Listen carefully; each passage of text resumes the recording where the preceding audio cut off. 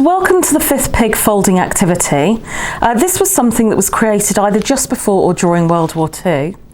The idea was to fold this piece of paper in such a way that it created a fifth image, and this was called the Fifth Pig.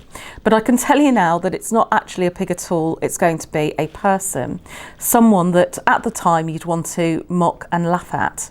It's also a really good fun activity to have a go at, and if you want to try it for yourself you can use the link in the description underneath the video in order to go to the resources where we have a copy of this one that you can use.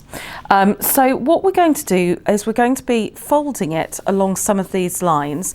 So first of all, just make sure that you've got it the right way round. So you should have a couple of letter A's just on the left hand side over here, and they're the slightly darker pigs as well compared to these two. So what we're going to do first of all is we are going to fold it in such a way that the A's come over to the other side.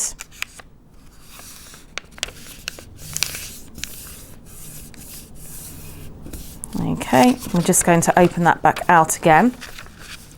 And what we're now going to do is we're going to fold it along these lines over here. So we're not going to fold it this way, we're going to fold it the other way.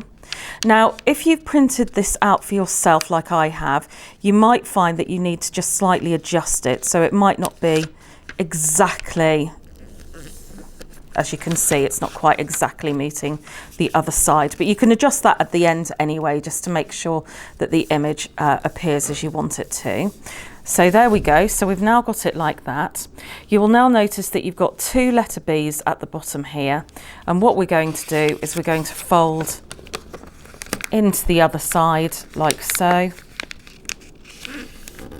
And finally, we're going to fold this bit here back. And again, like I said, you might want to adjust that when you've seen what the image is. I'm going to adjust it because I know what it's supposed to look like. There we go. So we end up with the two A's next to each other. And if we turn it this way, ta-da! There we go. We can now see an image of the leader of Germany. This is the great villain at the time, Adolf Hitler.